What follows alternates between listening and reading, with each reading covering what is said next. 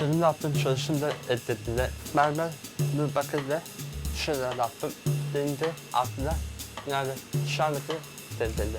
Ama neden işareti? Dışı kullanışımla yani insanlar artık koşarak anlamıyor. Böyle temizledi. Doğa öyle de benim arkadaşlar. Orada ne yapıyor? Mesela yarım işareti ama bunu denildi. Bol bir şeyle elde öyle. Başta bir şey yapmadım. Tabii bir şey yaparsan evet. Burak bana daha bir şeydi. Burak beraber koşu. Üç belli oldu böyle. Yani üç atma. Üç atma gitmek gerekiyor. Yani tabii şey üç belli gitmek gerekiyor mu? Olmuyor. Orada atlar erdi beraber koşu. Atlarla takip etti evet. Böyle dedi. Yani tekni biraz patladı. Ama sadece teknik gerekiyor. Yani temiz olmak gerekiyor. Ben en önemli işareti kuran yapmak. Ben öyle karar verdim. Dışı bombu. Yani denize koşarken görme kolay olur. Hepsi en şeyli. Abluş benim sorunum. Ama bu var. Karnı öde, denize lanlar öde. Biraz kolay. Hop şey. Baba şimdi daha orada lazım şurada. Anne başında yani denize nasıl çalışıyor? Denize diyorsun. Biraz çok önemli bir yani bir de arkadaşlarımızda biraz güçlü. Tabii yani şimdi bakarsan evet kullanmak gerekiyor. Mesela elde yaptığım elde bir çalışma. Dışı ben elde taraf oluşu. Şeflerle bakışıyor. Ama bu baba yaptığı şeyde orada çalışman lazım. Orada. Şöyle mesela bu bombu bana öyle koşuyor. Şu böyle. Bu baba bana beraber bir olabilir. Ben başka şey yaptım ama aynı değil. Bu babalar beraber böyle dedi. Aynısı içinde var. Onu destekleyen bunların adı tüfek. Bu akrep, Arkada evet. akrep. Tüfekler, paraço, Paratortu. sotropo. Bunların hepsini birbirine bağlarsın. Burası tam teknenin denize Senin de vurduğu yer. olmakta. O yüzden hepsini bir bağlayan kısmı burası. Anladım. Yani tekne böyle yaptığın zaman buradan dalgaya vurduğunda, denize vurduğunda bütün enerjiyi tekneye dağıtıyor bu. Öyle de böyle şey. Tabii. Çünkü buradan bağlı bak hepsi. Hepsi birbirine bağlı bunlar. Mesela sert ahşaplar olursa meşe, dut, okaliptüs gibi ağaçlar olursa kara ağaç, iskelette daha iyi. Bir tekne yaparsın %35 en olur. Öbüründe %36 olur. Birinde %37 olur. Tekne büyür %34'e iner. Daralır. Ha, %34'ten aşağıya inmemen lazım bence. %42'den yukarıda çıkmaman lazım. %34 ile 42 arasında o senin içinden geldiği gibi bir ister biraz geniş tutarsın, biraz dar tutarsın. Çok sıkma keseri, serbest, rahat bırak. Bak şöyle, bilekten yapman lazım.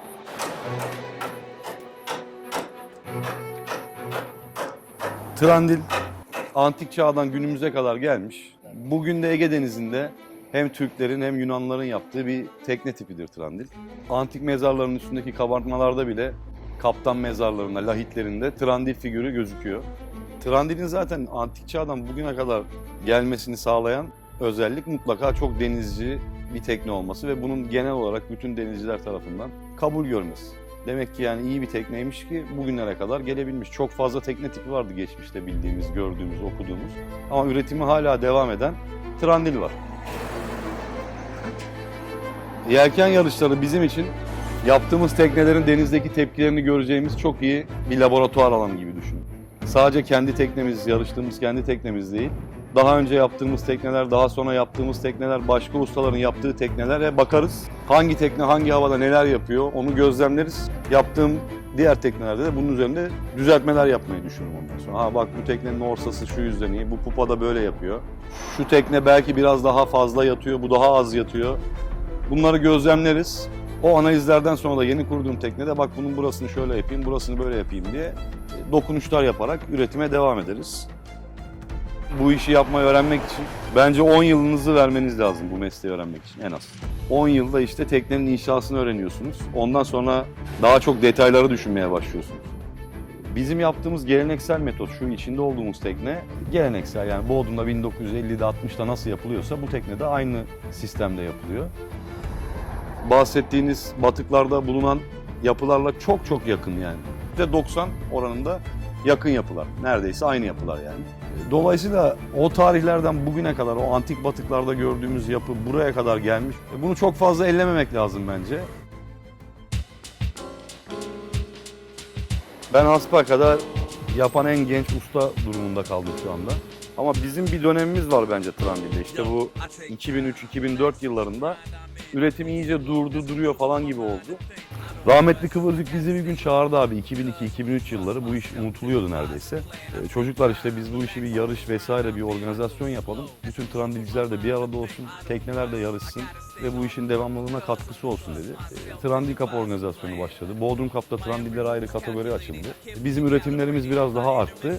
Bana göre Trandil üretimi artık böyle çok susuz kalmışken, unutulmuşken, artık kuruyacak bir bitki gibiyken, çiçek gibiyken saksıda, artık orası düzenli olarak belli periyotta sulanmaya başladı. Yani Trandil filizlendi, tekrar gidiyor. Bu saatten sonra inşallah ölmez diye düşünüyoruz bu meslek. Çünkü o dönem çok kritikti. Bu hala bugün benzer tehlikeler yaşıyor Trandil. Yani orijinal yapıya sadık kalarak güzel, gerçek Trandillerin yapılması ve devam edilmesi çok önemli. Gerçekten çok hoşuma gitti. Çünkü bizim kendi işte eski ustalarımızla veya samimi dostlarımızla denizden, Trandil'den anlayan sohbet ederken tekne tiplerini birbirine böyle elimizde tarif ederiz gerçekten. Başı biraz dolu deriz, biraz silik kafa deriz falan diye. Aslında Ege farkında olmadan bizim kendi jargonumuzla konuştuğumuz bir dili eserin üstüne uyguluyor galiba anladığım kadarıyla. Çok şaşırtıcı oldu benim için Ege'nin öyle bir şey kullanması. Merakla bekliyoruz ne çıkacağını. To bury your bosses, bookmarking a novel by Mario Vargas Llosa. I'm a trendsetter, only thing I follow is my instinct, imagination that's intrinsic. Need a couple hours every day just to steer this ship right and marinate with my own insights. Cool. Walking on the wild side like Lou, what it do? More comfortable with freaks than the fools, that's a Jew. Truly take pride in my moves when I choose a direction, I'm aligned with the moon. Feeling celestial with words I say. I'm a professional with effort, really earn my pay. Shoot 'em down with the birds I aim in a balloon like James Giant Peaks on this girl I'm saying. I take time, relax from the grind I'm in. I go slow, that's crucial for my mind to think. I don't rush, I gotta stay on point because only trust myself to devise a plan. I take time, relax from the grind I'm in. I go slow, that's crucial for my mind to think. I don't rush, I gotta stay on point because only trust myself to devise a plan.